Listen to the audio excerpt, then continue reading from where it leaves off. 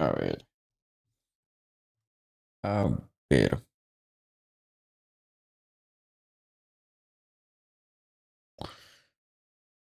Ay, pero puse Valorant en vez del LOL. Upsi. Upsi.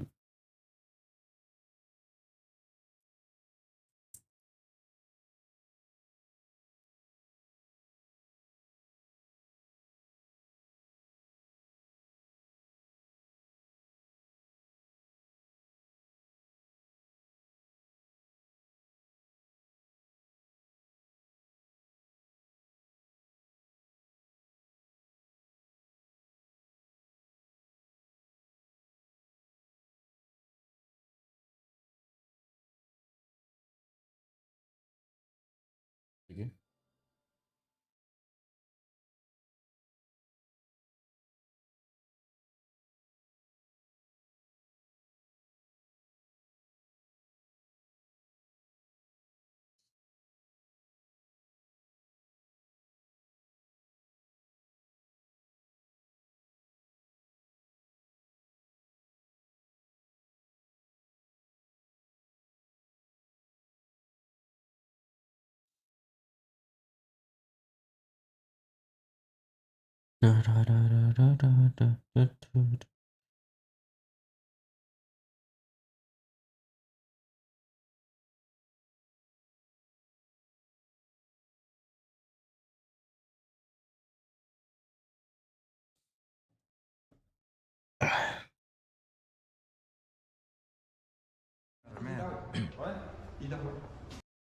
Swifties.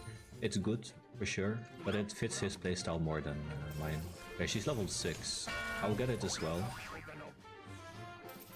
Looks like she's not all-inning me.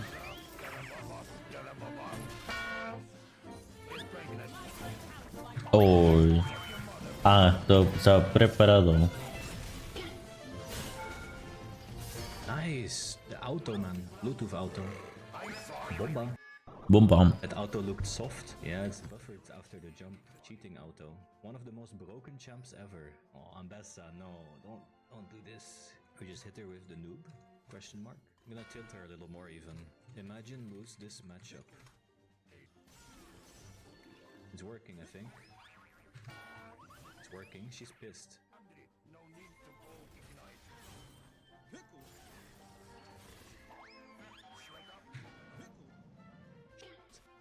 That's just sad. And then, Belvef.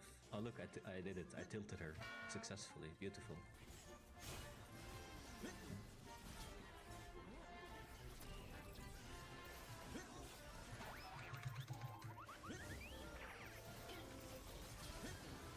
Holy phase rush is broken, man. Without phase rush, I was dead there, guaranteed. Nice. Yeah, I tilted the Belva. I mean, tilted the Ambessa so much.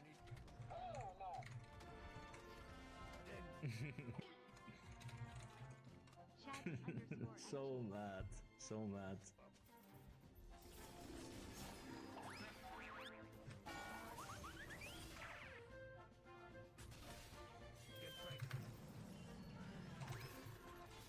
Damn. That's...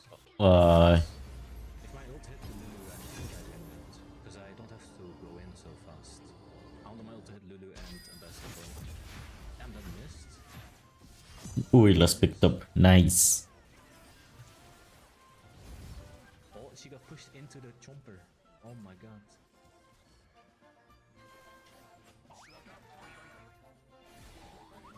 Sí, claro.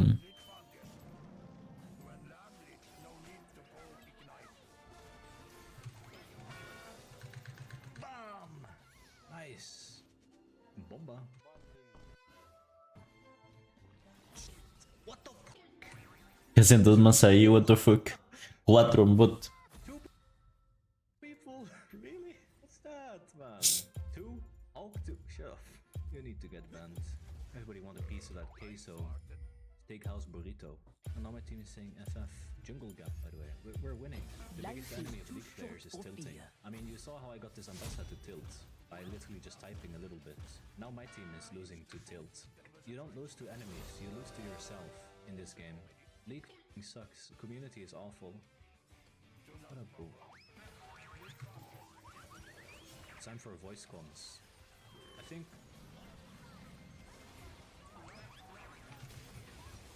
I think voice comms in League are not even gonna be that toxic because people tend to be tough, you know, all tough in chat because they don't have to talk. But in voice chat, people are gonna be like little Timmies. Instead, now they just type behind their monitor without anything. It's just cancer, basically. Fuck your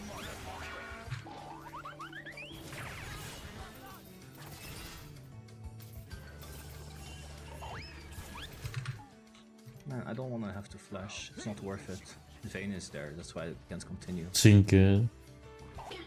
Oh my god. You Lulu. This is just great. Okay, got the chicken. Worth.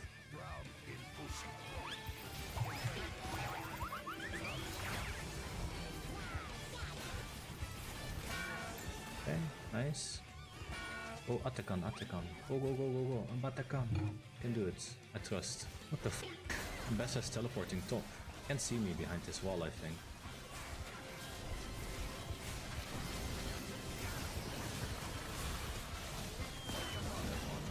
No, because se lo roban. Okay, now what? Do we just run it down? We have the Mahmoud. Nice. We just win game.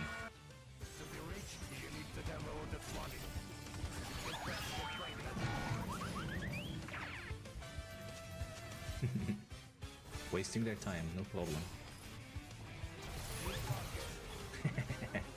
Look at me. That death animation. It's in slow motion. No problem, I'm back. I'm back, boy. Oh shit. Boss, big fight, boss fight. This game is going back and forth. Oh. Ya tienen alma, qué triste. Yeah, they have Cloud Soul, man. That's very difficult to beat. I might even beat that now, because if they chase, they all have so much movement speed. Okay, nice. Phase rush OP. Bam! Later, bitch. And the Jinx rocket is all timed. Bomba. Oh, nice, that's massive. Oh my god. Boom bomb. What if I jump scare her? Oh, Five Nights at Grago. Steakhouse burrito jump scare. I must kill.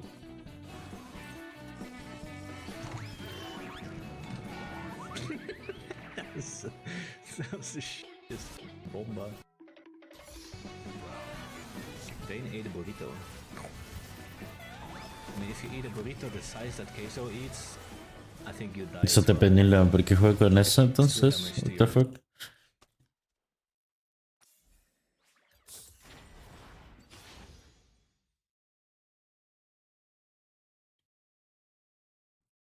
Ay. Voy a ver Spotify. Espero, a ver cuántos FPS me va. 170. Ok. La media es 170.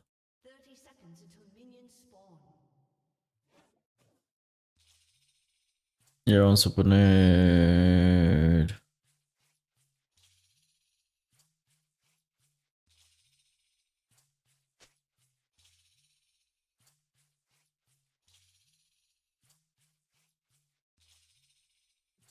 Here at Life Kit, NPR's self-help podcast, we love the idea of helping you make meaningful lifestyle changes. Our policy is never be too punishing on yourself or too grand in your goals, which is why we've got shows on how to make little nudges to your behavior and create habits that stick. Listen to the Life Kit podcast on iHeartRadio. Hey everyone, it's Katie Couric. Well, the election is in the home stretch, right in time for a new season of my podcast, Next Question. I'm bringing in some FOKs, friends of the keys, to help me out. Ezra Klein, Jen Psaki, Estelle Herndon. Va a tener que vaquear. Some fun, thanks to some of my friends like Samantha P, Darla Maria. We're gonna take some isn't that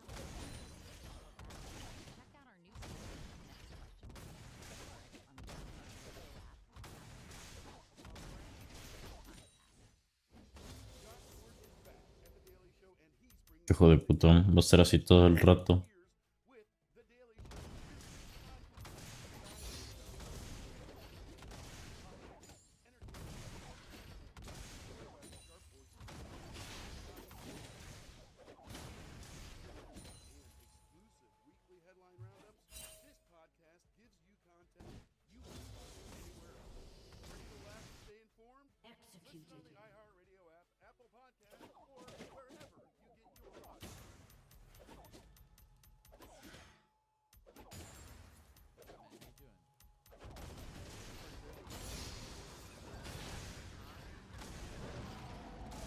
Ah, es en serio. Having new epiphanies about life every single day. Some of them contradicting each other. Sometimes it feels like, sometimes I feel like I have like a life epiphany, and then tomorrow I have the opposite one, and the day after that I have the original one, and it's like I'm going in complete circles. So maybe I'm like going in circles. I'm trying to like describe how I see this visually. I'm like going in circles, but the circles are moving a little bit.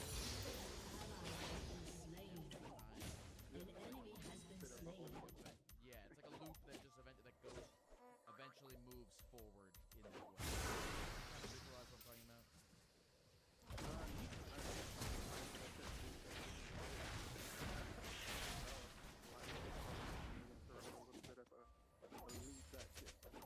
I see that you are not a +1 area code. Where are you calling?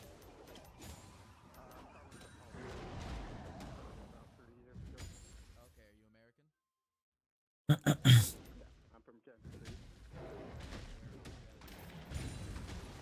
I moved one of those. Why did you move from Kansas City? It's not one of the most expensive cities. Sydney. Necesito quedarme nada más.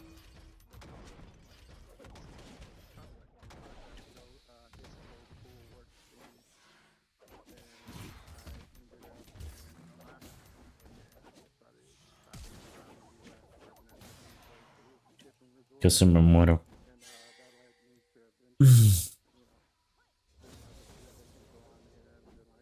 Pero como un nivel 5. Increíble.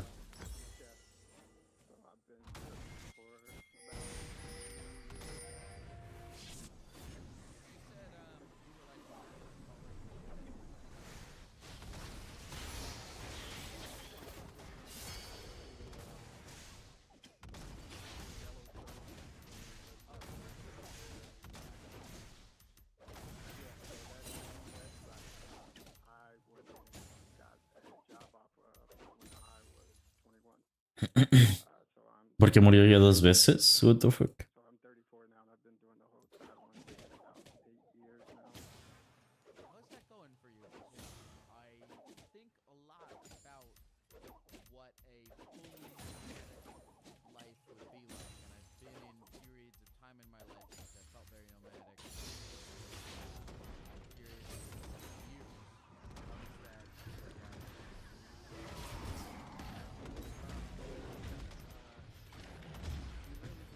Mm.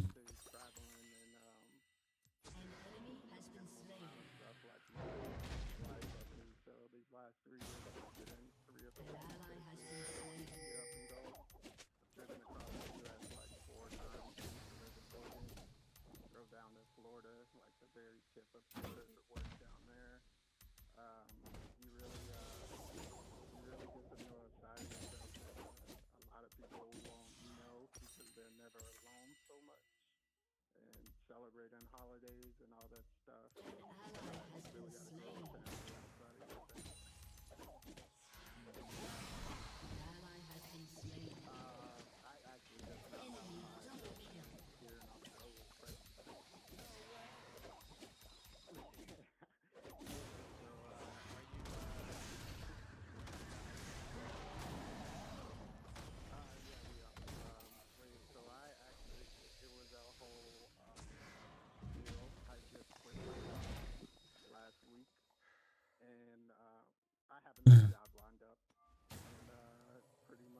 few days after I quit my job, she's like, yeah, I'm pregnant. We're moving now. We're all the way from Sydney right now. So we got a whole, Where are you going? we're heading to Ballina. I don't know if you're familiar with that. It's like Byron Bay. No, but I've heard about Byron. That's like where all the no, I'm thinking of Bondi Beach. That's where all the like tourists go to die. Yeah, Byron Bay is also another popular spot. It's where Chris Hemsworth, Hugh Jackman, they all live out there. Me acuerdo. They've been on the yacht for a long time. How many app dates?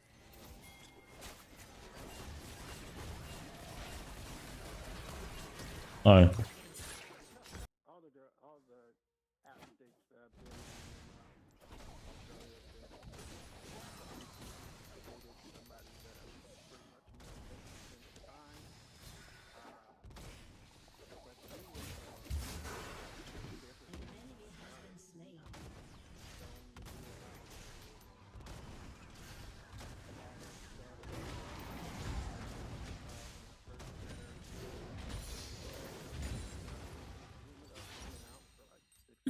Contigo 55, me lleva farmeo. Now, what is Australia Day? I don't understand what it is. An enemy has been slain. Australia Day is like it's a holiday, so Australia Day is like Independence Day or like Columbus Day.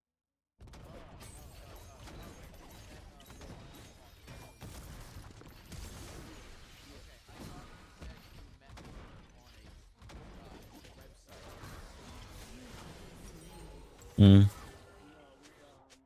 We actually met on Bueno, tengo. Okay. Tengo TP. Lo malo es que aparezca dentro de mucho. Misunderstanding came from, right?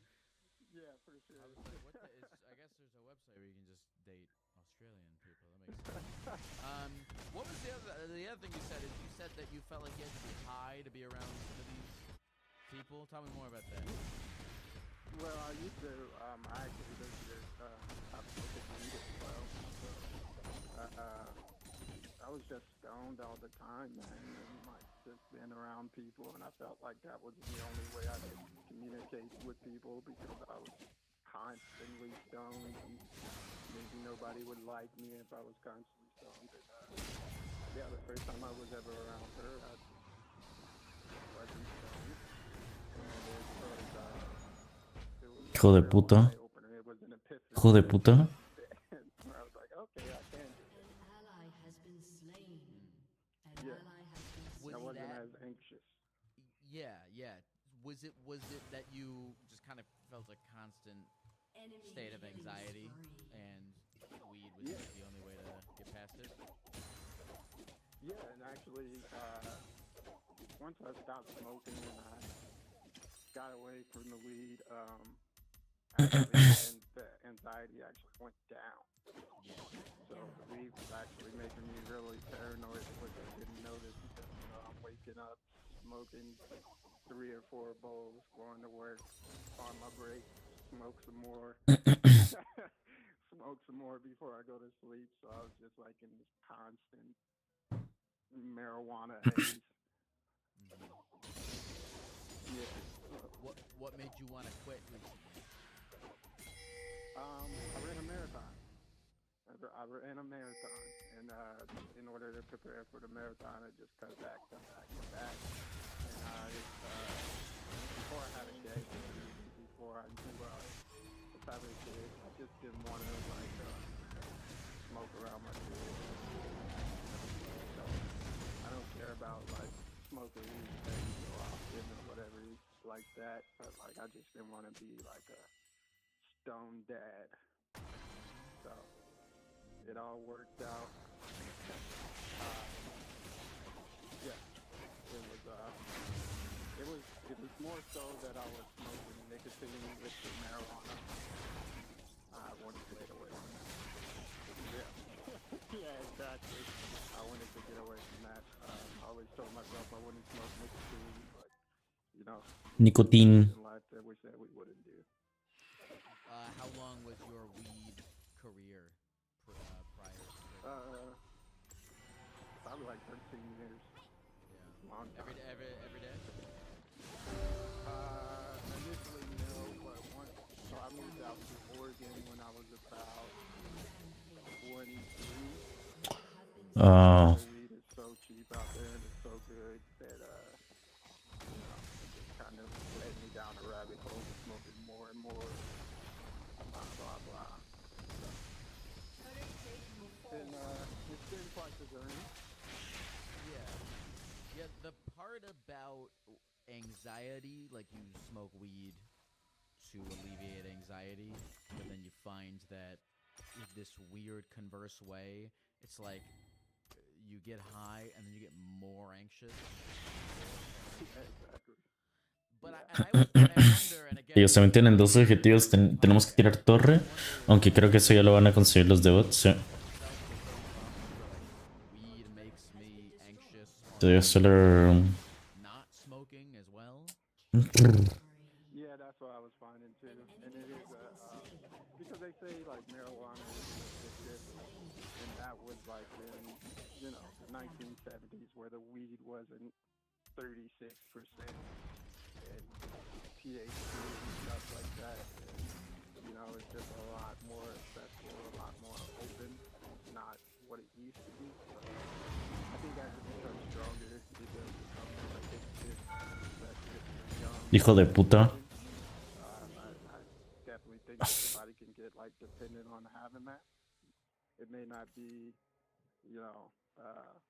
as physically of a bad addiction as like heroin or other opioids and stuff like that, but like the mental addiction is what I think gets a lot of people and keeps them from quitting and stuff like that, because it was very hard, and a large part of it, like I told you, was the nicotine for me, and if you're smoking blunts and stuff like that, then you're definitely getting like that constant nicotine high, to where you're not even noticing, and it would be definitely a lot harder for you to quit. Have you replaced it with anything else, whether it's something negative or positive? Well, honestly, I just been focusing on like being able to run longer. Like I said, I've been doing marathons, so this year I'm training for an Ironman, and just stuff like that, trying to keep my body busy, trying to keep my mind busy. Just like you said with masturbation, as long as you're out of the house, you're not thinking about what's happening to it.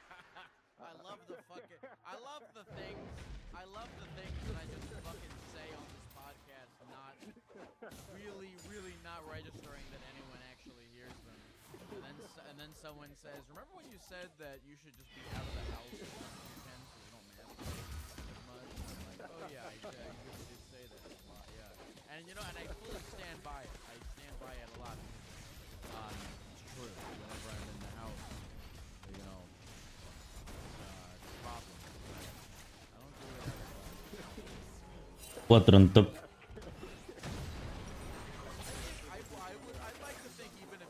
I'd like to think even if it wasn't illegal, I still wouldn't do it. But I don't know. I don't know. It might be kind of cool. People do it. People know it's illegal. People definitely do it. People do it. I saw a guy jacking off. Nobody cared. Nobody cared at all. It's like Ya le hice stream, but haciendo que no sé. Al inicio estaba jugando bien. kind of like, at least I'm kind of like, well, it's not. It's like seeing a palm tree in the forest. It's like this is what nobody. People are just on their phone. They avoid it, but they just. So, what's your job? Dios. Still a chef, right? Esto. The entire time I've been chefing, I've been smoking. I never went to culinary school or anything. If anybody is listening and want to become a chef, you don't need to go to culinary. what's your name again? I'm not. My name is Ron. Ron. Ron. Give me a map. So you graduate high school at 18, and then you're running around for a while. Where all did you run around to? Increíble ese chump. From 18 to 21, I stayed in Kansas City. When I was 21, I actually smoked a shit ton of weed one night, and I ended up getting on a Greyhound and moving to Oregon. I don't breeze past this story. You just got really, like, what, you're in your mom's house, or where are you? Like, and you just get really high and you decide that night to move? Yeah, so I'm hotboxing the car with my friends, probably looks like 5 or 6 spots. And I get home and it's like an hour's audio experience. I'm like, I can't be here anymore. My life is going to pass me by if I don't leave right now. I packed the backpack full of clothes, drove down to the Greyhound station, and bought a couple of horses. I was supposed to go with an ex-girlfriend, and we got broken up. Mm. I'm going anyway. I didn't know anybody. I didn't have a plan or anything like that. Ay, ay, ay, se está complicando mucho esta partida. 8 months before I had to go home, my sister told me, like, you can stay at my house for 3 months for free, or you can go back out to Oregon. And yeah, I ended up taking that 3 months, learning to cook at Waffle House. And then I went back out to Oregon, and I ended up getting a job in 6 days working in the kitchen. So it was off to the races after then. Those first 8 months that you were surviving in Oregon after just that night packing up, and you showed up with a backpack. Your turret has And been destroyed. Yep. that's it. Yeah, I had $280 in my pocket. I actually had like 6 times of plan, but like after I woke up out of it, this stony haze where I'm like, oh shit. I'm on my way to Oregon. So I was like, okay, let me see if I can,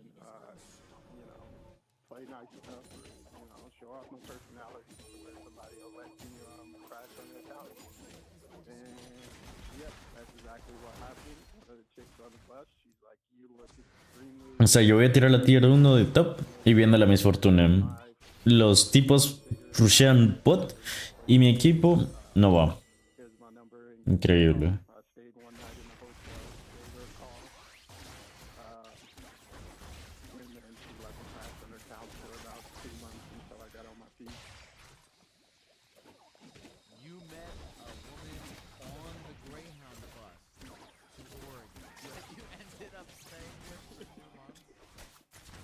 Yeah, on her couch. Yeah, it was one of the dirtiest places I've ever stayed, but at least it was happening tonight. Somewhere with a roof over my head, and they were some of the nicest people I've ever met. And, Who was in this house? it was her and her girlfriend at the time. That's so Yeah. wild. You got really lucky. Yeah, I did. And I Oregon just out to I was just Está bien, al menos lo mataron. $250 worth of food stamps. This is all I can afford to do. You can have it all. Here's the card. And then once I got a job, I got lucky again. My boss at that job was like, hey, I'm doing it. Cool. How much is this? And it was about $300. Working at 7-Eleven and working with my boss. And what year? This is 2012/13. And so all right, so you get on a Greyhound bus, and go to Oregon, you meet this lady. How soon after you arrived did you get a job? How'd you get that? 2 months, and I was just walking around, going out, giving out my resume. Ah, la gran puta. The internet isn't as crazy as it is now, even 10 years ago. So I'm just walking around. La misfortuna ya está muy fediada. Me baja demasiado. O no sé si fue ella. Everybody at work. Sí, tipo de una Q y un básico me bajó toda la fucking vida. The place is actually about 2.5 miles from my house. So I'm walking 2.5 miles to work, 2.5 miles back every single day. Yeah, eventually I got a skateboard to make it a little bit easier for my car. Yeah, working 8-10 hours every single day. Damn, dude. How long were you there for? Yeah. And then I went back home to Kansas City for a bit, and then I ended up going back out to Oregon and beginning my journey as a chef. What did that look like beginning your journey as a chef? By the way, just so you know, Ron, I don't know what your plans are. Ay, Dios. Prepare for this entire podcast episode to just be the memoir of your life. By you. So, Yeah, thank you, Rob. Thank you, Rob. After I got back, like I told you, I had started cooking at the Waffle House. I know you're from like the northeast area. I don't know if you've been to a Waffle House. yeah, I used to. Somos 4, no podemos ganar. Oh, okay, yeah. So I was working there, working nights, and I told my sister while I had been out in Oregon, I had heard chefs that were, making $13, $14 an hour at the time. I'm like, that's good money. So I told my sister to teach me how to cook. And then when I got back to Oregon, I was working at a barbecue joint. It wasn't really fulfilling. So I started working at a restaurant called Gusta. It's closed now. It was a German spot. I had no knowledge of German food, anything. What? You don't. I don't understand. I'm sorry. Looked at me and she's like, normally I only hire. First time people- seeing you play Comet. Yeah, I just want to try out Comet a little bit. The idea is just you're maximizing all the possible chip damage runes. Comet does chip damage, Scorch does chip damage, Sudden Impact does chip damage. So you have all of these sources that just slowly whittle down your opponent. Now, honestly, I think Comet is one of the worst ones because Sudden Impact procs so easy, Scorch procs so easy. Comet, a lot of the time you push them out of your Comet with E or ult. So Comet can feel kind of bad. And I'm also versus Darius. It is not the best matchup to take Comet, I think, but I think it could work. Sería mejor el que hace correr. According to my YouTube statistics, everybody is subscribed. Good job. 700. Sí. Okay. Is this good? Okay, we're chilling. By flash. Oh. I wanna flash in. Okay, we relax. Nice. We take the 2 kills and leave it. Oh god. Oh, ya empezó mal. And we eat this, boom. And see, my E doesn't push him out of the Comet now. Why is that? So here, boom. Oh, again it hit. How does this work? I mean, I never run Comet, so that's why I don't really have that much experience with it. I swear, sometimes it will push it out. Poke him down, no problem. It's fine if he eats me even. 174. He does have Ghost. And that hits. No way that hits. Okay. If that Q didn't hit me, I would be fine. That sucks.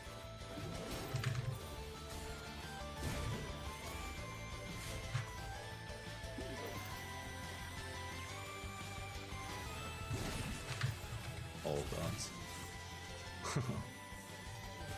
a problem. I think I get level 6 from this wave. I can't 100% tell. It means I can kill him. I just need to play it well. And he has flash, so keep in mind he has flash. Don't get hit by that. And we got him, and we live. No, we don't. The wave is pushing to me, so honestly not too bad. Bombo. See that? The fadeaway Bluetooth auto.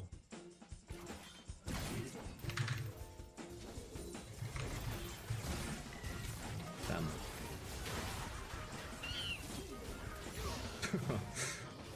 I mean, if he just steps in my barrel, I'll take it. That's a free kill. I think he could almost outplay us there if he played it a little smarter. If he gets like a good flash Q, I think we're fucked. Or at least he would kill me. Oh, I missed those two? How is this possible? Cheating. Cheating. Cheating. Motherfucker. Okay. Still got the true damage on him, nice. He's so fast with the tier 2 boots. I think Comet is working out pretty well. I haven't really needed Phase Rush as much as I think. Boom. Grasp versus Darius is good. Nope, you do not want to auto-attack and fist fight Darius. If you go in melee range of Darius, he will just beat you.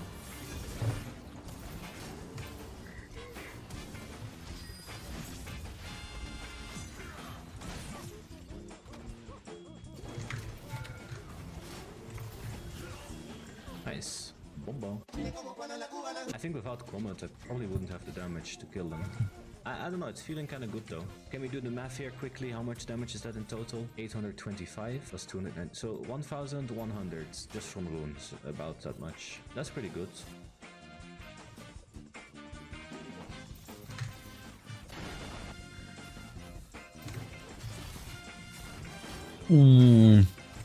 Slightly annoying that the Q just doesn't do shit here.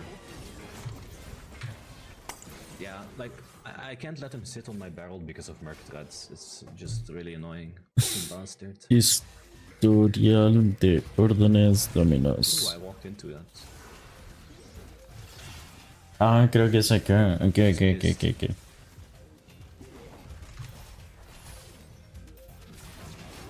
No. Maybe Luden's splash damage? Oh, come on. That's a scam. Okay, got the tower. Gotta run now. Because, yeah, I'm dead as hell. Yeah.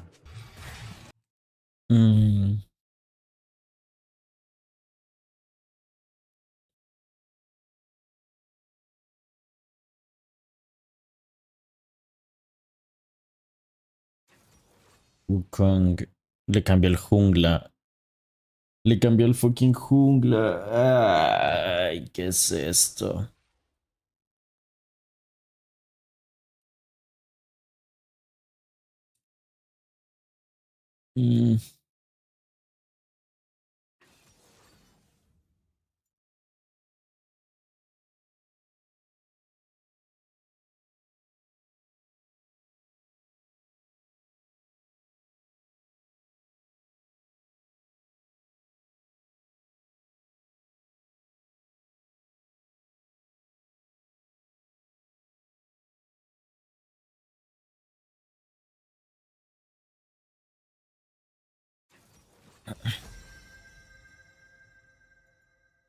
Un Renekton estaría bien.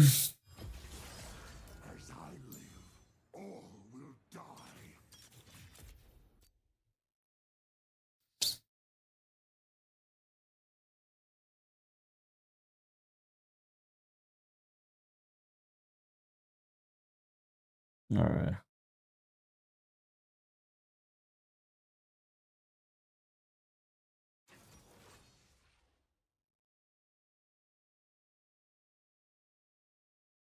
¿14 de enero? Sí, entonces sí fue el 14. Bueno.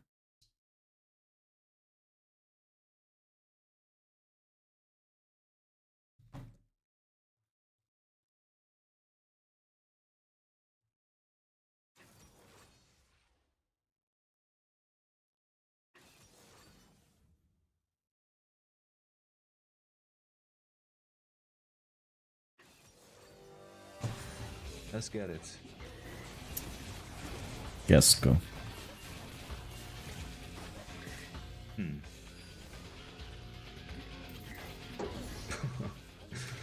Bomba. Why do Misfortune players always do this? Yesterday I played versus a Misfortune who did the exact same thing. Gotta be a little patient here because I don't want to get caught in Zyra combo. Nice. Yeah, if I go too deep... Ooh, nice. Am I dead? I think so. That's crazy. Well, that's a bit of a downside of not having phase rush. No existing if you don't have phase rush. It's illegal. If they kill the Kassadin, it's big. Nice. Well played. What's the usual third item for this build? It kind of depends on the enemy items. If they're all stacking MR, you just need Void Stuff. If they're not stacking MR, you can go Shadow Flame as well, or if they're like all like Giga Squishy champs. But this game, they're not all Giga Squishy. Kassadin is kind of tanky, Darius is kind of tanky, and Thresh. So I kind of like Ludens, because it makes your combo faster, and also adds a little extra power to your combo. Hey, one good MF, I mean... Ashe. Qué asco, va con Ignite, el enfermo. Oh my god, no. Amazing ult by me. And we just need a good Ashe ult on the Misfortune. I mean, it's easier said than done. Misfortune is fastest. Wait. Nice. Ah, Thresh cancelled my E. What a bastard. I'm gonna kill him for this. I don't care, Thresh. You will die.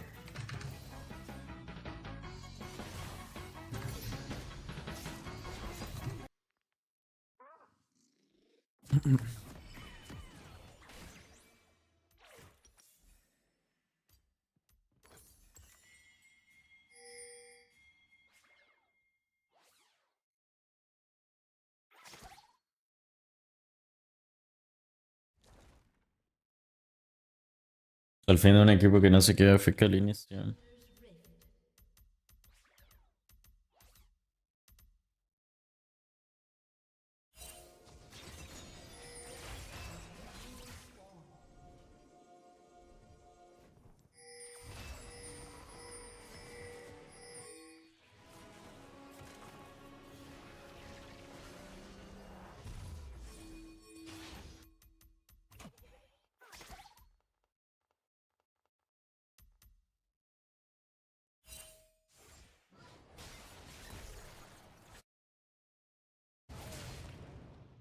Minions have spawned.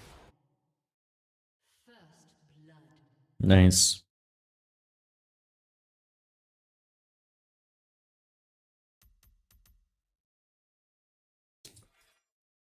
Culinary degree, but you got a little bit of cooking experience. You seem like you got your head on your shoulders, so I'm gonna give you a trial. And I went in there and I just killed it, followed everything everybody was telling me. Went straight to the line. I wasn't doing dishes. I wasn't Hijo de doing puta. prep. I was right on the line with the rest of the other chefs, and just trial by fire. And it was an experience. First night I sliced my hand open,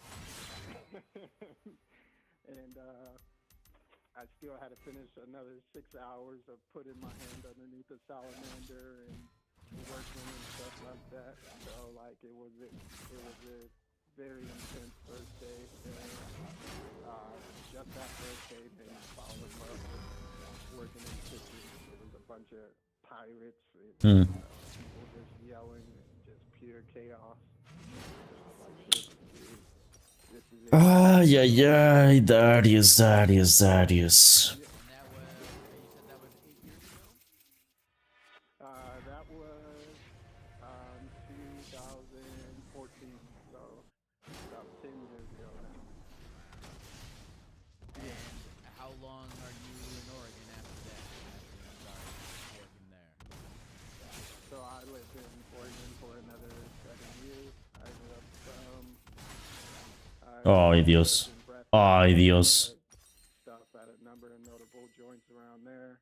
Bueno, ahorita yo no tengo Flash Ignite, puedo We were Empezar a jugar un poquito agresivo, como me dices. I ended up moving up. Si no falla todos los minions, claro. I ended up Ah, la gran puta. finding their website, Coolworks, and I didn't really like where my life was going at the time. Señor. Maybe in Portland. Let's see if I can do it somewhere else. So found their website and ended up Es nivel trying 4. to go to the lab. Qué mierda, me hubiera traído una Queen. Bueno, al menos yo. Out there for about 6 months. Fricienda, es que el tipo. And eating all for free. So yeah, did that. And I came back to Oregon, just didn't feel right. After I had left. So You then said, I I'm sorry, went, you said in Oregon you didn't feel right? Or in Alaska you didn't feel right? Ay, morí. Morí. No, no tiré bien la E. No tiré bien la E. burning passion Dios, no tiré bien la E. Y cliqué. ¡Au! more of the Estoy jugando muy mal. so I ended up Bueno, taking a job in FF. Taris va a estar fuerte. No me deja farmear. that was an experience in itself. I actually got to Bueno, modo serio, modo serio, modo serio. Se puede ganar, se puede ganar, se puede ganar, se puede ganar, se puede ganar. fanciest resorts in the world. And just like really learning what it's like to be a chef, not just cooking one cuisine and all that stuff. I got to work in a French kitchen underneath a very good chef, and while being able to elevate all of my skills and stuff like that. No tiene mucho mana. You. Well, first of all, I just want to say the fact that you spent 7 years in Oregon is pretty crazy because whatever was in that weed that night just fucking changed the entire course of your life. Like that's amazing. And you initially picked that place because you were gonna go there with your ex-girlfriend. Yeah. And one night, I love it. You're just one night, you're just like, dude, fuck this. I'm not waiting anymore. I'm fucking going tonight. So cool. Yeah. And then you just fucking make it happen. Do you still keep in contact at all with the lady whose house you slept on, or is she gone? No, we haven't talked in years. I still send her like the happy day message and stuff Nice. like that. And Nice. her and the chick that she was dating, they actually ended up breaking up. And Necesito nivel 6, tal vez lo mato. ex-girlfriend just had a baby. Congratulated her on all that stuff. So I made sure they knew that they were appreciated. I ended up going back after I got a job and moved out and ended up giving out like $400 or $500 just to say thank you. So, yeah, they really saved me because I was in somewhere out on the street,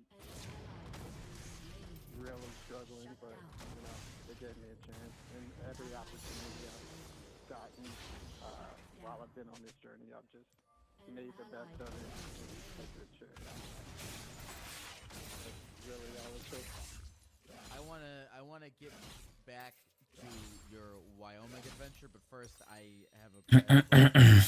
If someone is listening to this right now and they're inspired by your boldness. ¿Tiene TP? No, tiene innate. Do a bold move as you did. Is there anything that you feel like you learned from your bold move that you would tell somebody who's thinking of doing something similar? Well, I learned this while I was in the military, went to boot camp and stuff like that. If you're comfortable, you're probably doing it wrong. If you're uncomfortable, you're growing, you're changing, you're learning how to work in a new environment. So my advice to anybody would be to just stay open-minded. Like if you're in a new community, somewhere that you're doing something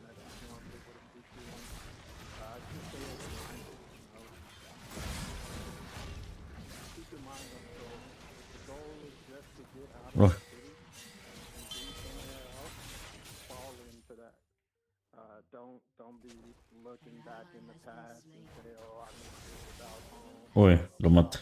Because at the end of the day, you put yourself in this position. You left. You wanted to do this.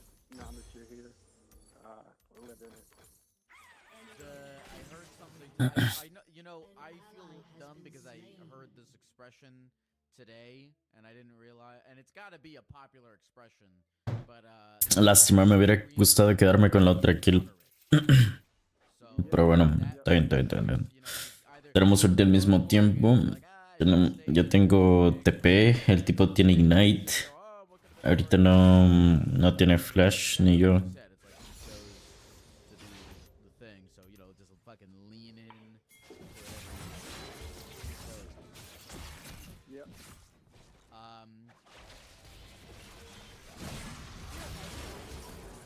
Ojo, bitches. We love the idea of helping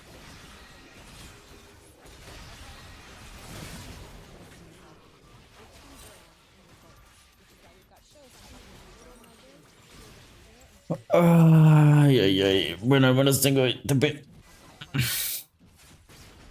No, pero es que los tengo. Bueno, hasta ahorita están ganando. Well, the election is in the home stretch, and I'm exhausted. But turns out the end is near, right in time for a new season of my podcast, Next Question. This podcast is for people like me who need a little perspective and insight. I'm bringing in some FOKs, friends of Katie's, to help me out, like Ezra Klein, Van Jones, Jen Sachi, Ested Herndon. But we're also going to have some fun. You know, these days, fun and politics seems like an oxymoron. But we'll do that thanks to some of my friends like Samantha Bee, Roy Wood Jr., and Charlemagne the God. We're going to take some viewer questions as well. I mean, isn't that what democracy is all about? Power to the podcast for the people. So whether you're obsessed with the news or just trying to figure out what's going on, this season of Next Question is for you.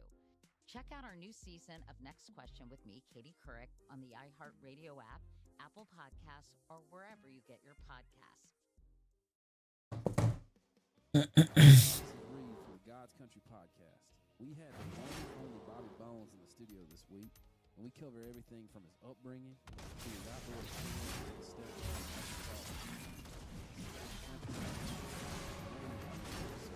Hijo de puta. Y'all be sure to listen to this episode of God's Country with Bobby Bones on the iHeartRadio app, Apple Podcasts, or wherever you get your podcasts. Muero. Se me fue la E. Ay, Dios. Se me fue la fucking E porque el tipo se la pasó corriendo. Dios.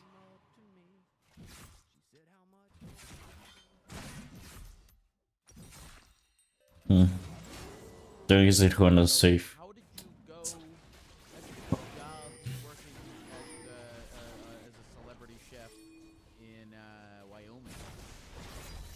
No, dude, same thing. I told you that website Coolworks has done. Uy, solo tienen una P. Go ahead. What is it again?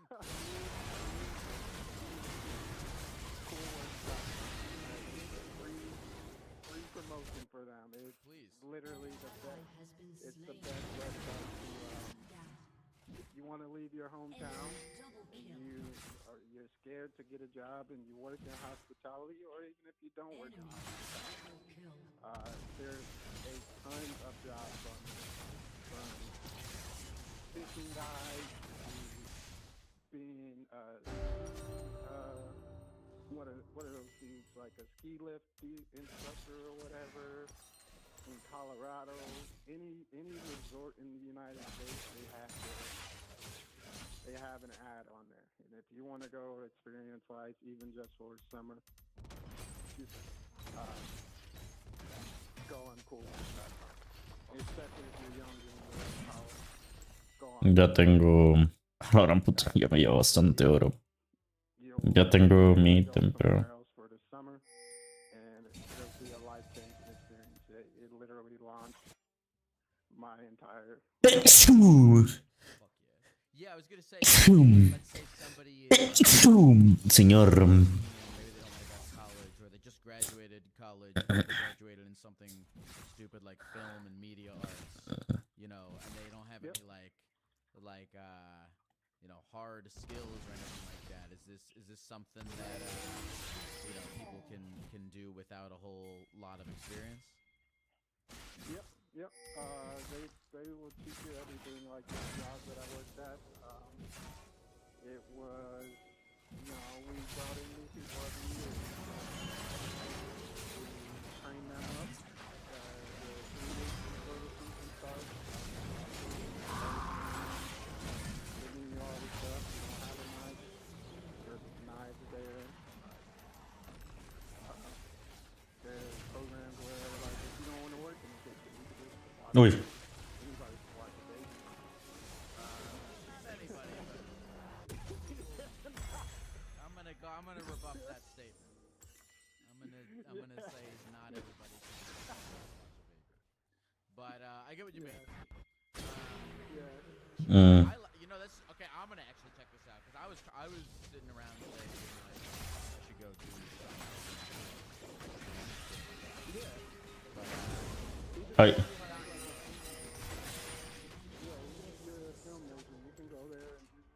Puta madre. Tiene demasiado daño. Es el 10. Es el mismo nivel que yo. ¿Por qué me hace tanto daño? What the fuck? That's how you became a chef at this crazy resort place. Bueno, ya murió 3. So I ended up going out there in 2018 or 17. And it was free housing. I did have to sleep in a room with 3 other dudes on bump beds. So it was like Tenemos que tumbar torre. it was free. Tenemos que tumbar torre. 3 meals a day free. And then every single week I completed, I got a $230 bonus that was paid out to me at the end of the season. So with that bonus, I took that bonus and I went down and stayed in Peru for 2.5 months. What'd you do in Peru? I just hung out, man. I just hung out, saw the band, enjoyed the scenery, Pues se le enjoyed cagó. the women in the museums. Yeah. I spoke a little bit of Spanish, so I had to more Spanish. Fuck you. Yes. That's so fucking cool. Now, when you were in Peru, did you like stay at a hostel? First one, I had an Airbnb, the redemption Hijo de puta. Bueno, ya habían tumbado torre. Por gusto la estaba defendiendo. Ay, qué asco jugar contra Darius. Se no es una basura, es otra. And by the way, I would believe you if that was the case. Because Red Dead Redemption 2 is amazing. Like, you spent don't want to go out. right. So you're just in Peru. You bought a PlayStation 4 in Peru and you got Red Dead Redemption 2 in Spanish. Oh no, I brought my PlayStation 4 with me on the plane. I was up to no good before I even left. Eso. Yo digo que el set puede carrear. Diría yo, pero el Darius me hace demasiado counter. And where Por eso mejor me hubiera traído Queen o Bolívar. I'm from Peru. I went back to Oregon, and then I went back to Wyoming. Ay, Dios. I went down to the Keys in Florida. So I was living down in Florida for about 6 months working at a Dios. luxury resort down there. Pero... It was a private Estaba en el fucking arbusto esa basura. also another job at kind of like a pool and it was Ah.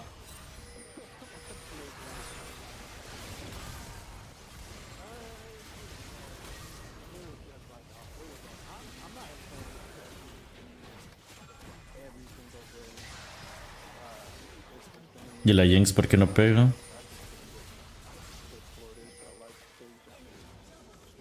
Bueno, sí, FF, esto yo no sé o no.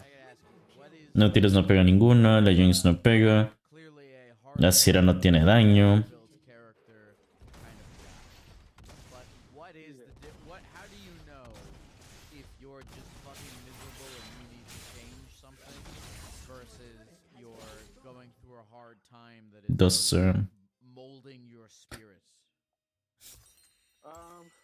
If you hate, if the thought of going into work gives you anxiety, and you know you just hate this job, and it doesn't bring you much joy outside of getting paid, you need to move on. That's the best way I can describe it. If it doesn't bring you any Entonces se tiene esa porquería. gain, then yeah, the people suck, the environment sucks. You're Dios. killing yourself for $1. You can go somewhere else and much better environment and enjoy yourself. Have you ever been in a job that you identified that you just fucking hate and you quit? Yeah. What was it that? Well, like I've been lucky enough to never been really abusive chef or really abusive chef and stuff like that. And this guy was just like the absolute worst. And I've worked for better chefs A la gran puta. who have their head on their shoulders way more. I just couldn't do it. Si tuviera R. It wasn't abusive to me learning. Si tuviera R. Well, I'm going up to a kitchen. FF. Porque está perdida. Oh, that's I haven't started my new job. Ah, le dieron que no. Ok.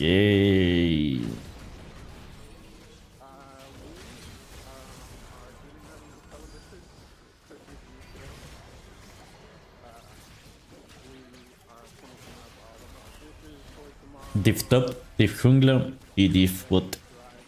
O bueno, support más que todo. The capital of Australia.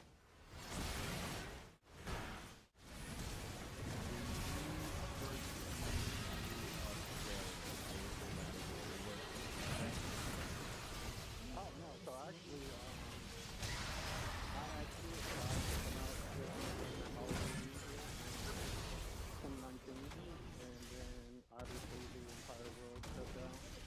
So I was out in Cali seeing Kanye West concert. I ended up getting robbed that night. The next morning when I woke up, I had my visa for Australia approved. So the job out of Miami, back out of Miami. And then after consuming the 2022, taking a dive and moving on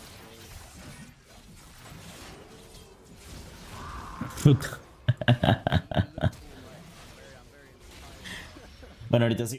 Ya, ya.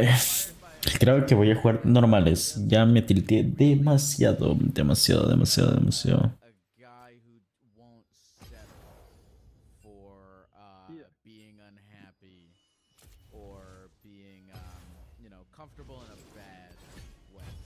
Even the fact that it took you 100+ dates to find a woman you really wanted to start a life with, and fucking going so boldly to Oregon on a whim and sticking it out through difficult jobs, but finding joy within the difficulty. It's really cool. I really appreciate the way that you look at and live your life.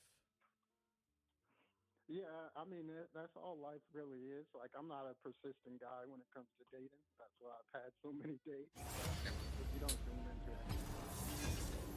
So I think a lot of people, they kind of get too involved with one person who doesn't seem interested with them, and they could just move on to the next person. Yeah, that seems to be the better strategy instead of trying to, because you know what it is.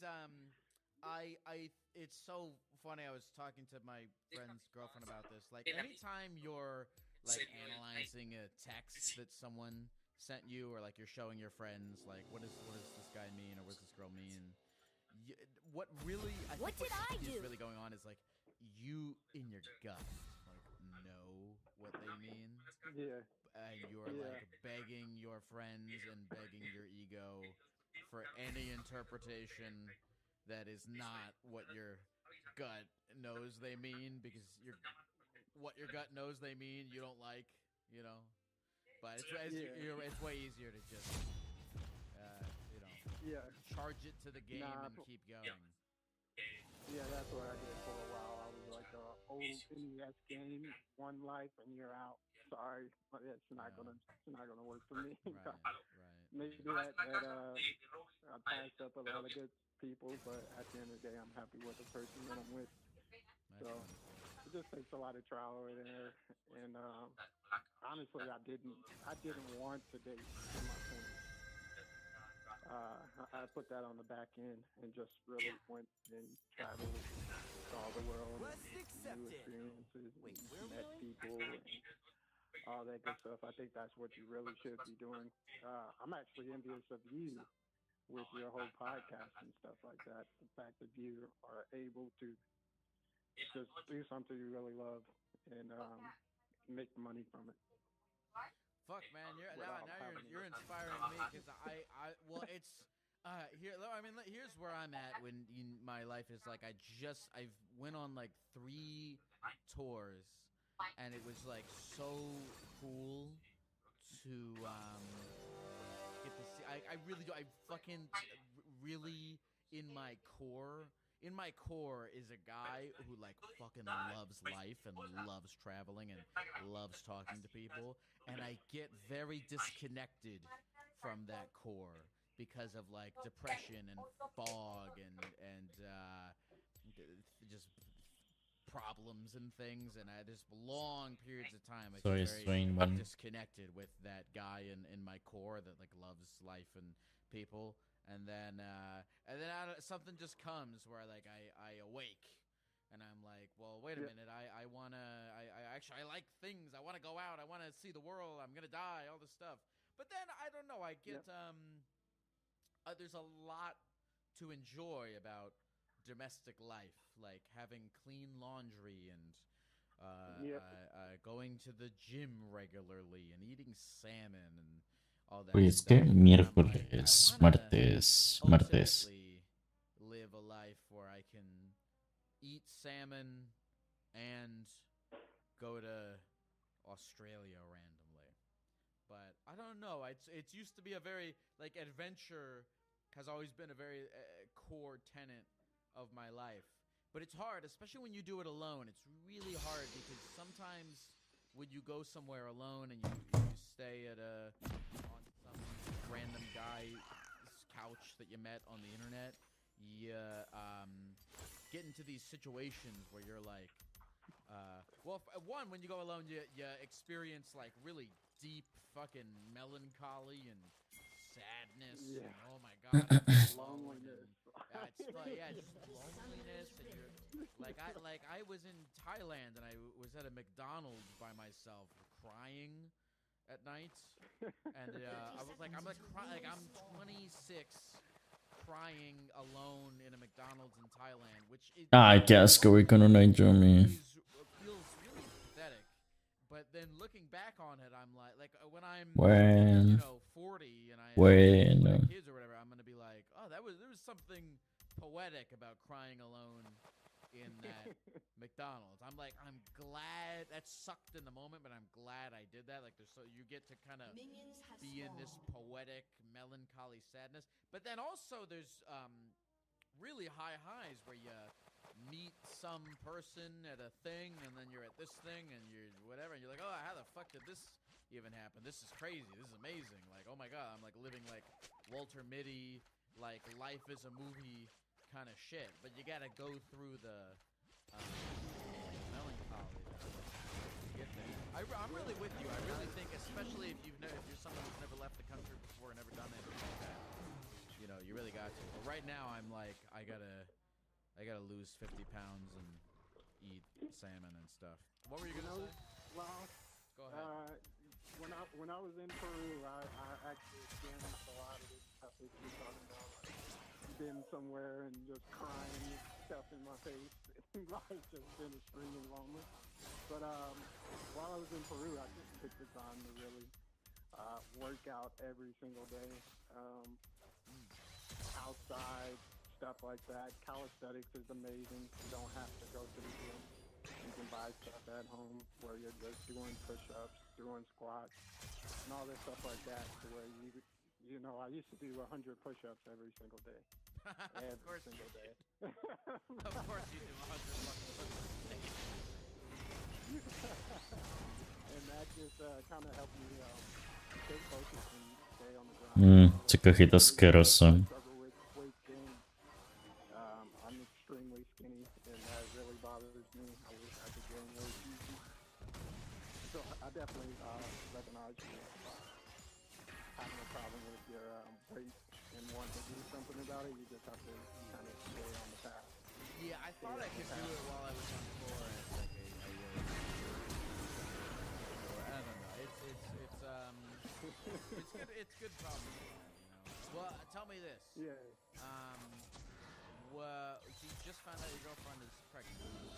How did that make you feel? Are you excited about we talked about the past, we talked about the present. We shall end this with the future of Ron's life.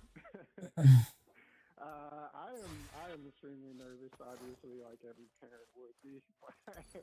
I think it'll be good. I'm moving away from a job that was making me unhappy and moving somewhere else. It's kind of like lit a fire in me to get out of the kitchen and do something that's a little bit more family friendly. So that's what I'm trying to do now, is to maybe move into something different that I can spend time with my girlfriend and my future child. What's on your mind? What are you thinking? Well, I was thinking an electrician, but I might What leeron tras el tipo? something on the computer, like cybersecurity or something like that. Something technical that I could do from home or not be at work all hours of the night. Are you worried that you, after so much time in this like fast-paced environment that you really loved, are you worried about a career change? No, I've been longing for a career change for about 2 years. Ay, ay, ay, ay, ay. Mostly in Australia, I'm on a sponsorship visa. So I've been doing the job that I'm at, but I'm on my way to obtaining my PR so that I can basically be an Australian citizen, get the Medicare, get the cheaper school, all that stuff like that. So it's all. Is it hard becoming a? Can you? Are you not married to this lady? Are you? No, no. Oh, so if you get married, are you gonna do you become a citizen, or how's that work? No, you actually have to pay 10,000 Australian to apply for a partnership. Get the fuck out of here! Yeah. So not only do you have to pay for the wedding and stuff like that, you have to convince the government that you are a legitimate couple and that you want to be together. So that typically means you can't leave the country for 2 to 3 years while they Wow. all of that stuff. So I'm going the other route with my job, so that I basically have a job saying, yeah, we need this guy. We'd like to keep him around. We will sponsor him. And after living a nomadic life for so long, how are you feeling about settling down with a kid? Like I said, it was kind of that same thing. Like I've done the chef thing, everything that I feel like I wanted to do in the culinary world. I had no want to own a restaurant. After that, I just kind of wanted to start leading a regular life. I wanted to experience what other people experience and been off of work at 5 o'clock and stuff like that. I'm gonna, if you're down, I know I've kept you on the phone for a long time here, but if you're down, I want to see if the chat perhaps has any questions for Ron. I'm gonna see if the chat, I can read them out to you. Yeah, for sure. Let me see here. Let's see here. Someone just said, "Are you a fancy chef?" I swear to God, that was the only question so far. If I saw a better question, I would have asked. Yeah, I've been hired so out in Wyoming, I was in a French kitchen making the consommes and gnocchis and agnolotti pasta from scratch and stuff like that. I used to eat Wagyu beef every single day. So, yeah, I guess you could say. Has working in a kitchen caused you to trust less in the food that you're getting when you like order it? Have you seen anything gross where you're like, oh god? No, I actually try not, like, it's actually like other people when they go into a restaurant. No, this isn't the best. And I just go into a restaurant. I prefer it. It's just good when somebody else is cooking it. Did you try? Right now, Oh, sorry. What's your girlfriend doing? She can cook. Oh, is that who's in the background? Yeah. Tell her I said thank you for letting me steal you away for a fucking hour.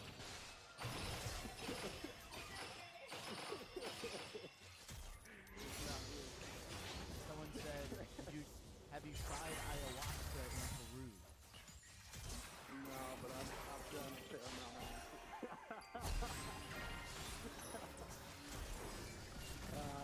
I never made it out to the jungle while I was in Peru after being out in Wyoming for 6.5 to 7 months. I just wanted to be in a city, dance, eat good food, meet people. I actually ended up going on a Tinder date while I was there and met two of my really good friends. Someone wants to know what town in Alaska did you go to? I went to Pulaski, Alaska. I was on the Prince of Wales Island. So it's about an hour and a half away from Texas. It was like a big port area of cruise lines and stuff there. Someone said, oh, this is interesting. So, how would not having to make money change your relationship with cooking? Like, would you cook even if you didn't have to? Probably not. I'm not gonna lie to you. I'm a picky eater, so me being a chef is not. I am extremely picky eater. I enjoy the joy that people put on their faces when they have good food. I guess my love language is just doing for people and stuff like that. It doesn't have to necessarily be cooking. Someone wants to know, well, a couple people have asked what your favorite dish is to cook, and then someone said, what is the weirdest thing you have ever cooked? My favorite dish is chicken marsala, the Italian version, not the Indian version. And the weirdest thing I've ever cooked.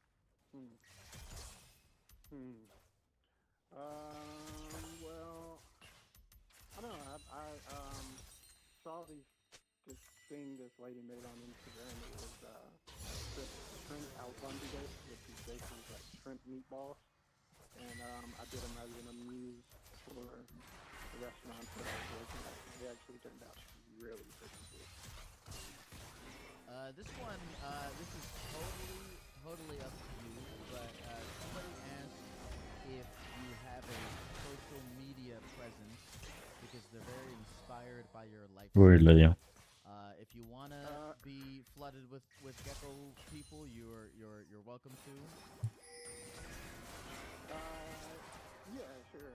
My Instagram handle is manonthemoon816. My profile is public, so I just post a lot of memes and stuff like that. But it does have a fair amount of stuff that I've done.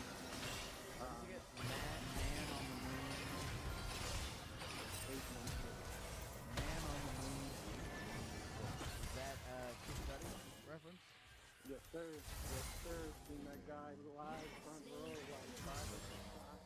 Alright, we gotta get him on the podcast. We gotta get him in a gecko suit. Maybe one day.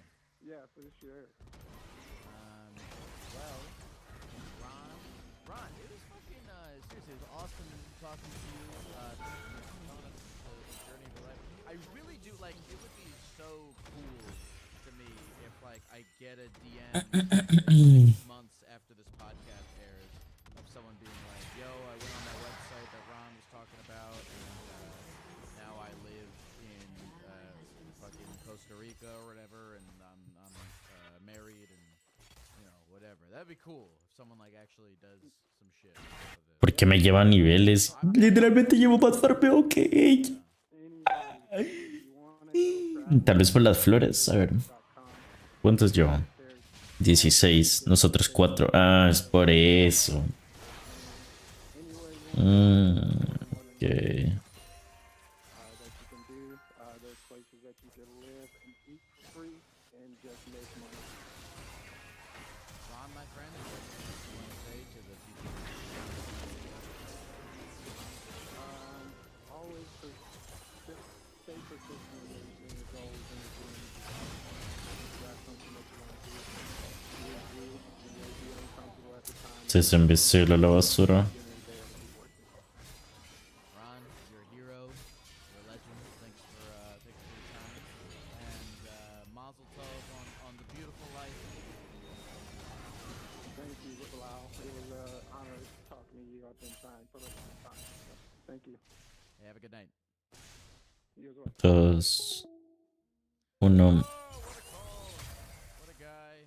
That was one of my favorite calls we've had in a while. That's really my favorite podcast. Is like I know that Le voy a hacer volumen al podcast porque framed can está sometimes be interesante. like that. It's like an advice podcast, and it definitely used that way a lot of the time. But I've said this before. My favorite thing about doing what I do is that I get to, you know, not only interact with people in a way where I'm like getting to soak up the lived experience of other people, you know, all around the world, but also that, you know, part of that conversation is broadcasted to a bunch of people such as you listening to this, who are also getting to learn from other people's lived experience.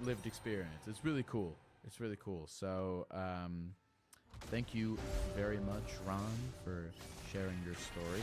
I'm gonna check out this coolworks.com thing, because really, like, if I wasn't doing what I do now, seriously, like, if tomorrow it was just like my podcast was scrubbed from the internet or whatever, like, and I couldn't do this anymore, Estaba en una llamada. what I would do is just be like, well, fuck it, let's go to Alaska and see what the hell's going on over there. So I don't know, maybe I'll check it out. Very nice. Do I have anything else to say? I could say that was cool again. That was cool. I did enjoy that. And thank you for listening. Here at Life Kit, NPR self-help podcast. Ah, ya terminó el we love the podcast. idea of Beep, beep, helping beep, make beep, beep. meaningful lifestyle changes. Our policy is to never be too punishing on yourself or too grand in your goals, which is why we've got shows on how to make little nudges to your behavior and create habits that stick. Listen to the Life Kit podcast on iHeartRadio. Hey everyone, it's Katie Couric. Well, the election is in the home stretch and I'm exhausted. But turns out the end is near, right in time for a new season of my podcast, Next Question. This podcast is Ya, yo me abandonó ya. need a little perspective and insight. I'm bringing in some FOKs, friends of Katie's, to help me out, like Ezra Klein, Van Jones, Jen Psaki, First time Estelle seeing- Herndon. But we're also going to have some fun, even though these days fun and politics seems like an oxymoron. Ah, es que viene. Thanks to some of my Viene como en el friends, medio el junglo. Roy Wood Jr., Con razón. Charlemagne the God. We're going to take some viewer questions as well. I mean, isn't that what democracy is all about? Power to the podcast for the people. So whether you're obsessed with the news or just trying to figure out what's going on, this season of Next Question is for you. Check out our new season of Next Question with me, Katie Couric, on the iHeartRadio app, Apple Podcasts, or wherever you get your podcasts. Hey y'all, this is Reed from the God's Country Podcast. We had the one and only Bobby Bones in the studio this week, and we cover everything from his upbringing to his outdoor experiences with his stepdad, Arkansas Keith, to the state of country music. We may even end the episode with a little jam session led by Bobby himself. Y'all be sure to listen to this episode of God's Country with Bobby Bones on the iHeartRadio app, Apple Podcasts, or wherever you get your podcasts. Don't go shopping at Target with khaki pants and a red shirt on. Don't go shopping at Target with khaki pants and a red polo shirt on. That's what that songwriter wrote. Ah, bueno.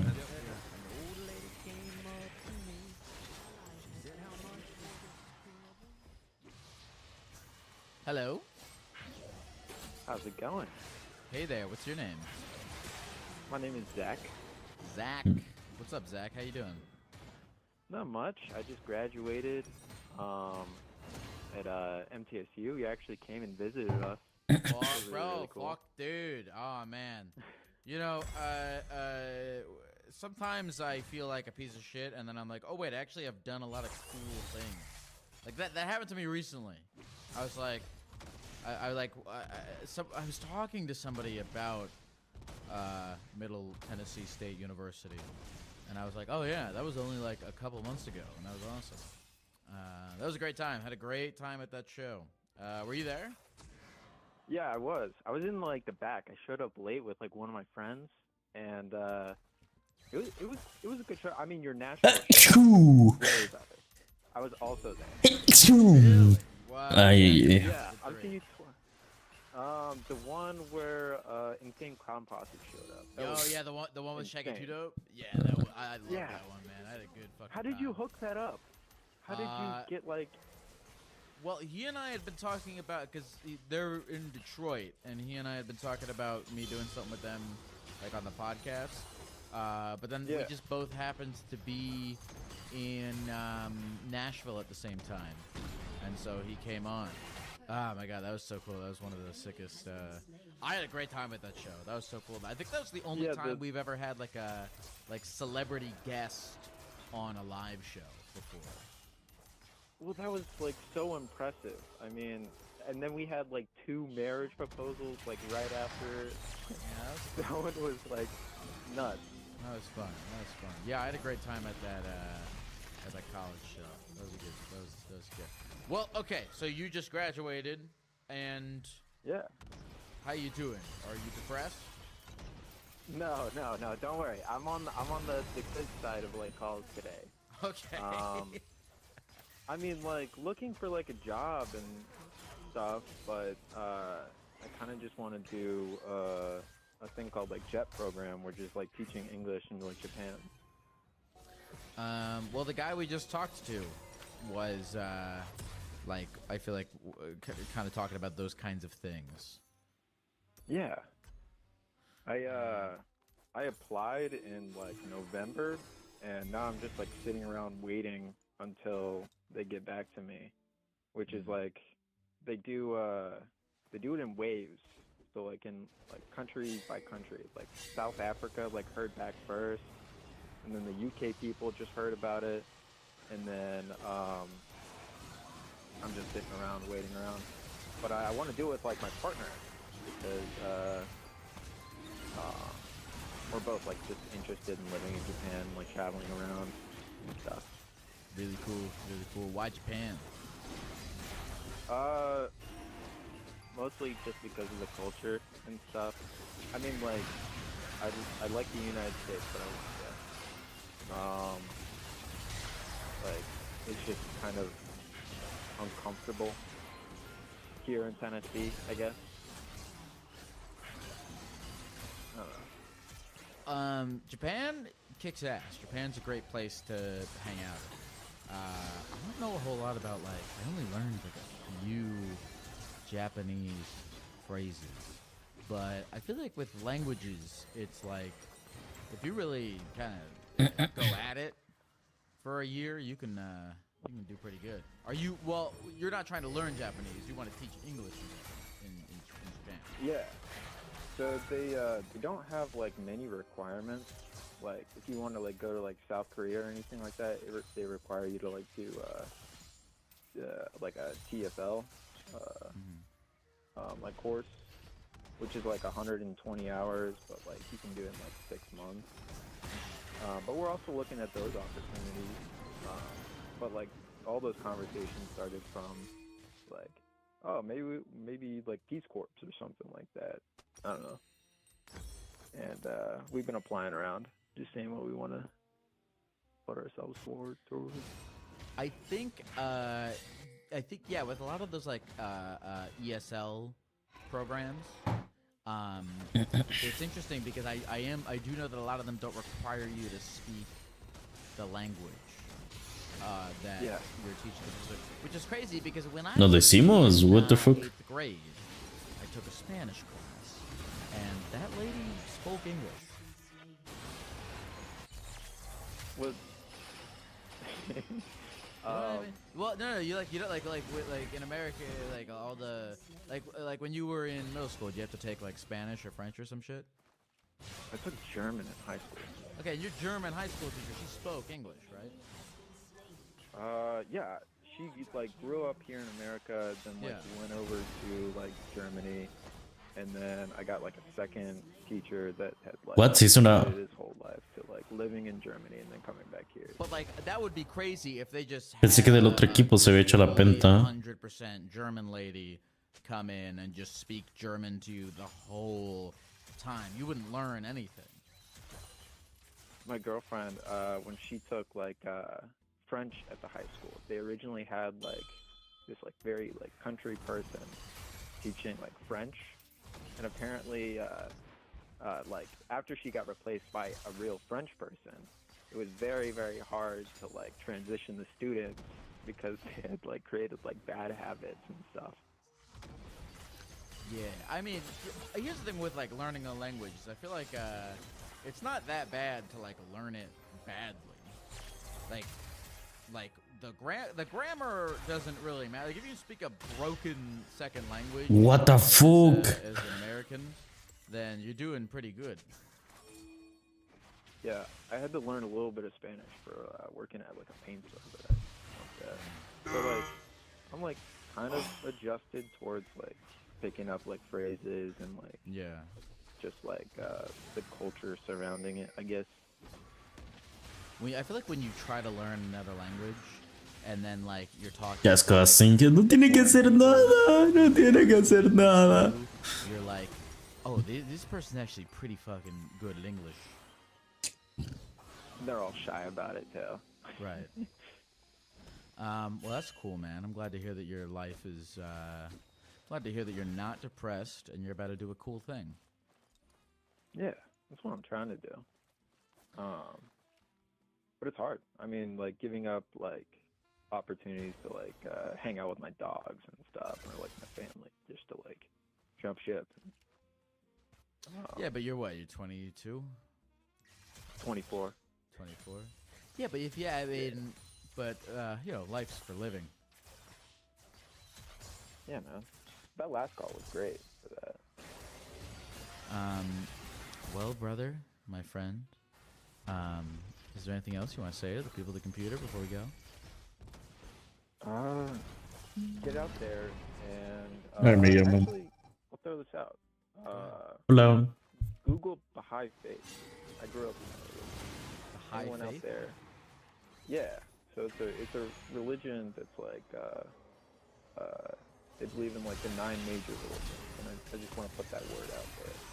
Oh, and they also happy Hanukkah to you. Oh, thanks, man. Wait, they just rolled all the religions up into one fucking ball? Yeah, pretty No, much they were like. cualquier cosa si me mataron es porque estaba en llamada. The Upsi. word of God goes through many different prophets, and like how every like country or like culture has like had a prophet, whether it's passed down orally or like traditionally through like writing and stuff. And it was a really, really cool religion to grow up in. The high faith. Do you still believe? Do you still believe it? Do you still believe in the high faith? I would say yes. I'm definitely surrounded by like a lot of people that aren't like super religious, but I generally believe that like it's important to like share your voice and like all the values that they like taught early on, I guess. So I don't know. I don't know. We live in like a perfect world, so with like perfect conditions for everything. I don't know. Do you really believe that? Kind of. I mean, if I kinda, that's a bad answer. I should say yes or no, but yes. I don't know. Maybe I'm watching too many YouTube shorts with like those science guys saying, can you believe the I don't know. Hey, well, hold on. Not to make you lose faith in literally what you're just saying right now, but it's cool that your YouTube Shorts algorithm is sending you videos about how the world is awesome and perfect.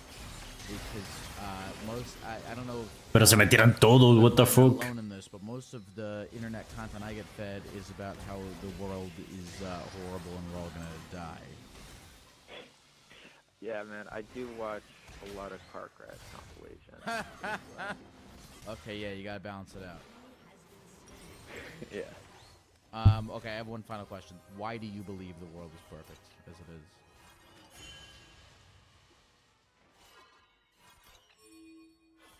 I guess I've been just living life on like easy mode, and I haven't really been like traumatized or really. I mean, I've talked to other people about like trauma and stuff, but it's never been at like, I don't know, my own personal experiences have been amazing, and I always try to look at like saying yes to like opportunities, and those have like always, because originally I didn't say yes to like all the opportunities that were like presented to me, and I think I don't know, I'm surrounded by amazing people and an amazing partner, good family that support me. I mean, I'm graduating debt free, and I know a lot of people don't have that opportunity, but I don't know, kind of living like a pretty perfect world. I'm happy for you, man. Maybe it's the high faith is what led you. Maybe, yeah, this episode everyone's gonna check out the high faith, and they're gonna check out that other website. Coolworks and the high faith. Hey, you're gonna check it out too. Yeah, I'm gonna check out both of those websites. I don't want to do it while I'm on the phone with you because I think that would be rude, but Okay. that sounds like a good. I'm gonna do both of those things as soon as I get off of recording this. What's your name again? It's Zach. Zach, thanks for sharing your life with us on this podcast today. Well, thank you, Is there anything else you want to say to appreciate the people of the computer before we go? I've said my word. Yeah. I don't know. May all of the gods of the 9 major religions bless you, and have a good rest of your life. Yeah, you too, man. Bye. That was nice. That was really nice. Yeah, Oh, yeah. I thought about doing like English as a second language teaching shit too, and I always thought it was crazy. That you don't have to like if you want to teach English to people who only speak Spanish, you don't even have to know Spanish. But like if I was in high school and I had a Spanish teacher who didn't speak English, I'd be like, what is this lady talking about?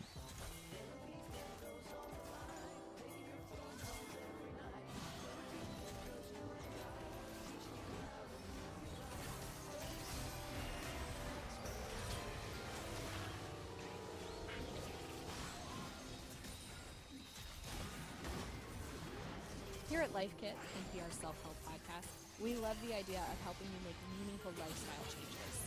Our policy is to never be too punishing on yourself or too grand in your goals, which is why we've got shows on how to make little nudges to your behavior and create habits that stick. Listen to the Life Kit podcast on iHeartRadio. Hey everyone, it's Katie Couric. Well, the election is in the home stretch, right in time for a new season of my podcast, Next Question.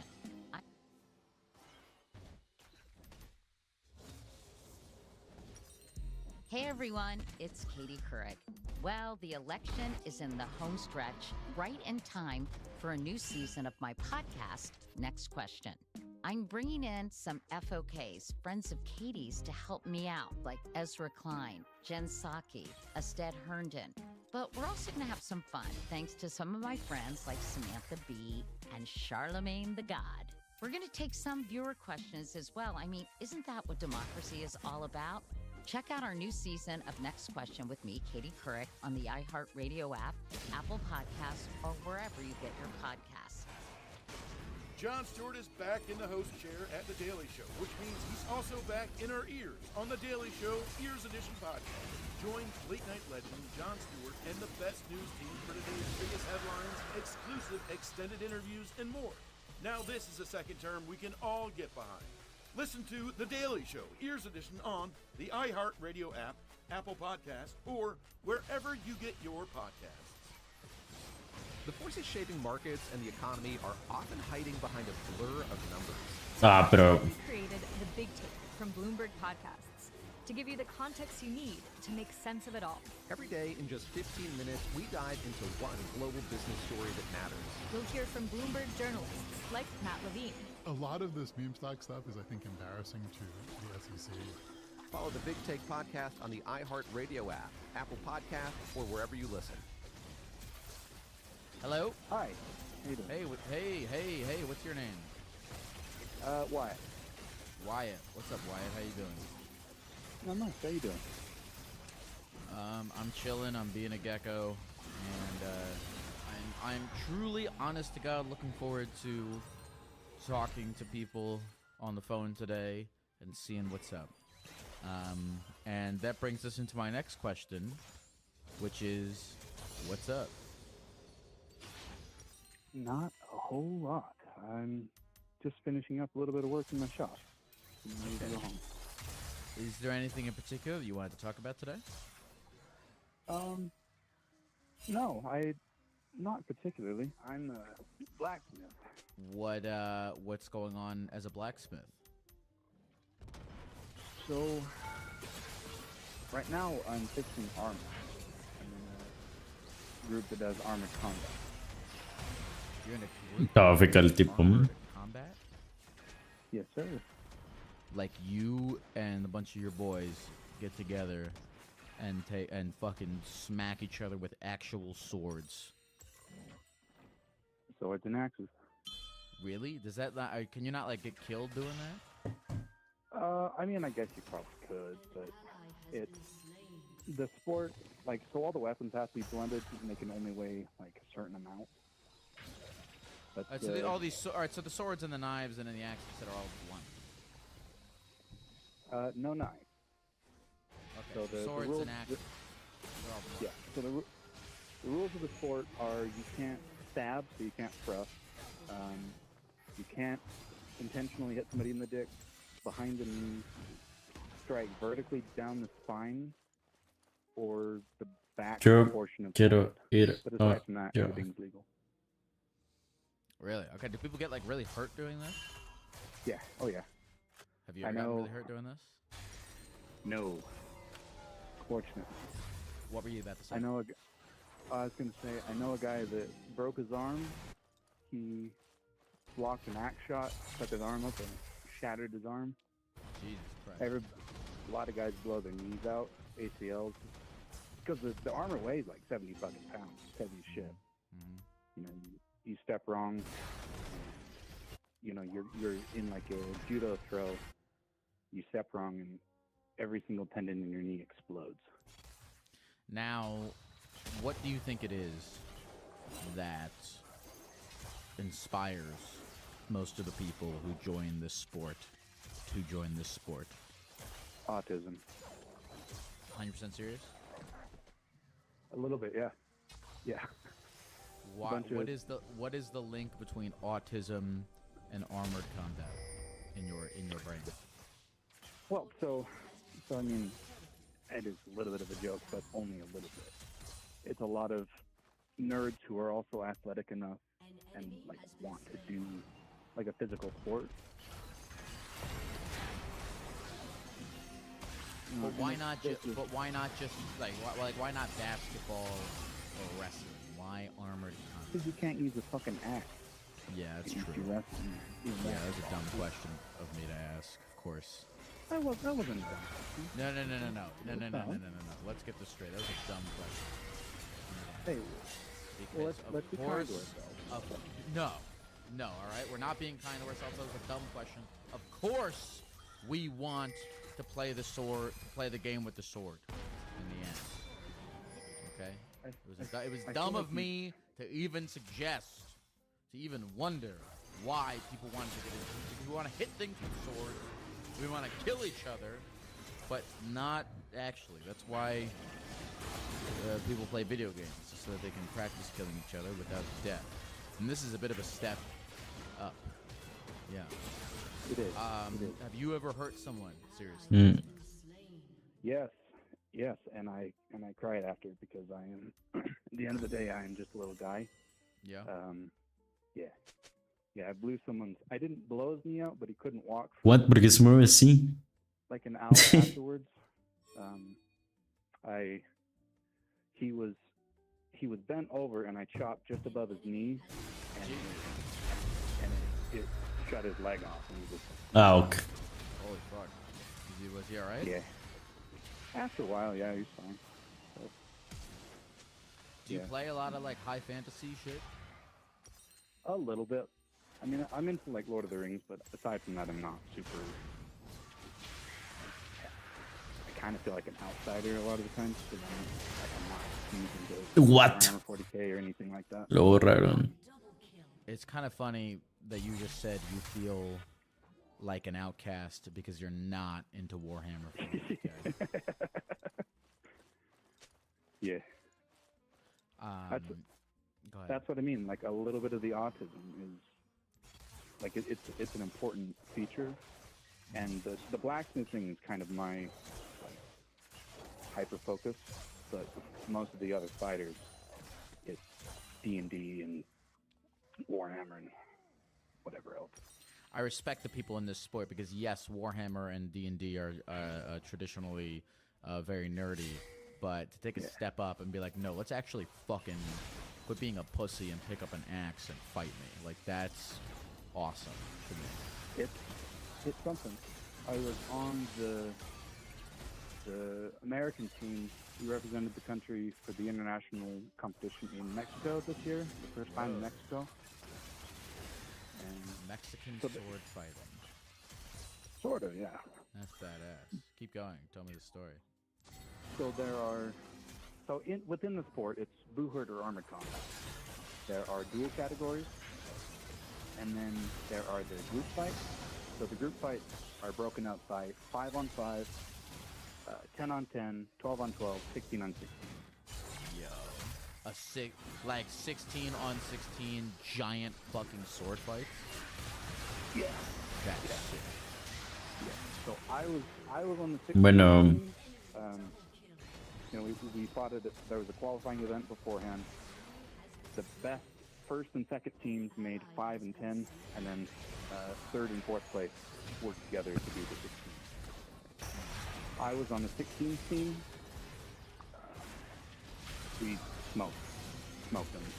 America, I don't think there's a single category where we didn't bring home gold. That's so sick. So 16 on 16, does that feel like 300? Like, does it really feel like a like? Tell me. Éramos 5 y perdimos. Y ellos eran 4. 5 on 5. Creo que perdimos. 5 on 5, it's a whole different game to where, you know, you can count how many people you have to deal with. It's like you're in the one corner, you're looking at 2 guys, and then there's a third that'll be on your right. 16 on 16, it's a wall of men. And if you get in a bad spot, the refs don't stop it because they can't get to you. So in the 5 on 5, if you know, all of your boys go down, you're the only one up. If the enemy team has 3 up, they'll call it there just because you're not going to win a 3 on 1. You're just going to get broken. In the 16, that's not the case. So you can have 3 on 1 everywhere, and they're not going to stop it. Has anyone ever successfully, as one man, defeated 3 others? I'm sure. I don't know if it's happened to where the 3 were actively fighting at the same time, but I mean, I know guys that have swept the entire opposite team before. That's so cool.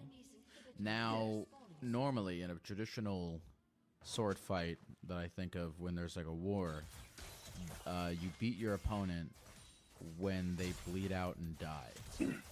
Yes. And I assume it's not like that in these competitions. How do you tell what No. does it mean to defeat your opponent?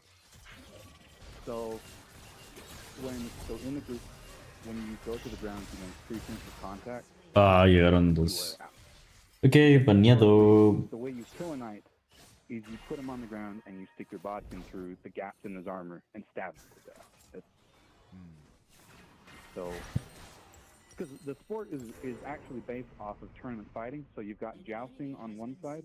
There was a footman side of that, where they were armored, fighting with blunted weapons, and when they went to the ground, that was considered their killed and keep fighting. So this is really just like you have to knock them down. Yeah. Either by successful, there's a lot of judo that goes into it. El Ramos lo baiteó feo, no hizo nada. Where you hit them hard enough that they give up, go down, or you break their armor to the point where they can't fight it. So I got a question. Are you Jack? No. I'm 6'1", 250 pounds. I'm corn-fed, but I'm not Jack. Okay. Are you like strong guy? I wouldn't say so. How do you usually do in these tournaments? Fairly well. I mean, I haven't been injured before, and I've been on a lot of winning teams, but there's always improvement. What's your life like outside of armor battling? So, like I said, I've got a forge. I'm a kind of a blacksmith on the side. I've done that for a while. And part of that is to support it. It's making armor, fixing the other teams, like my local team's armor. But I work in an iron foundry for my day job. You work in an iron factory for your day job? Yeah, iron foundry. So we melt steel and chrome iron to make big pump casings. Big industrial parts, like the factory on Geonosis, the second motor, Star Wars. Mejor así que.